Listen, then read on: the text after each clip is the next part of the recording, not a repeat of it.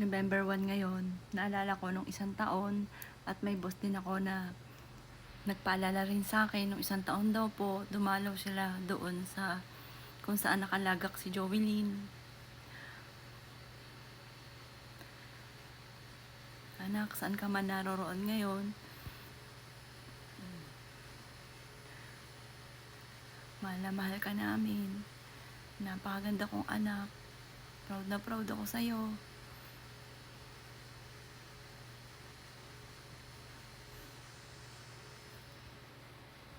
Yan, pinagtiri ko po dito ng kandila si Jovelyn at saka si JC.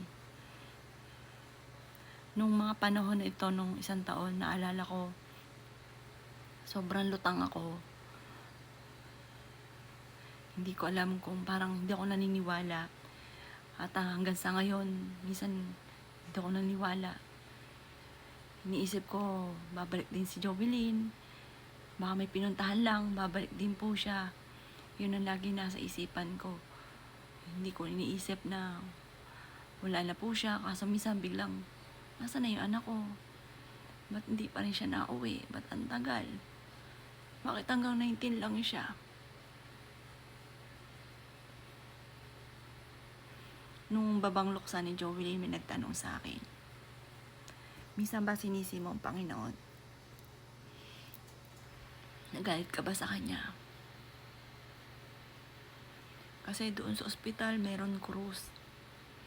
Tinanong ko, bakit hindi mo niligtas yung anak ko? Pero may nakapagsabi naman, na kapag oras mo na, kahit saan ka magtago, kahit iwasan mo, sa iba namang pamamaraan, kukunin ka. Anak, araw nyo ngayon, November 1, kahit kailan wala man lang sa isipan ko mangyari sa'yo to. Kahit kailan, nasa isipan ko malakas ka. Nasa isipan ko, magkakaapo ako, magkakaasawa ka. Kaya ko nga kinuha ang bahay na ito para sa'yo. Nasa isipan ko, dadalawin lang kita, papasyalan ko dito yung mga apo ko. Lalo ka mag-asawa ka na. Wala man lang sa isipan ko mangyayari sa'yo to.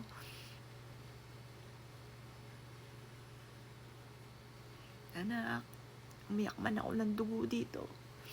Hindi ka na babalik.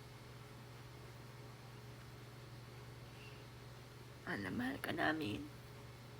Mahal kita. Sobrang pagmamahal ko sa mga anak ko. Parang kaya lang nabubuhay ako. Nagtatrabaho. Kumikilos. Lagi sa isipan ko lang, anak ko. Ayoko danasin niya yung mga dinanas kong hirap. Anak ko lang talaga. Mahal na mahal ko.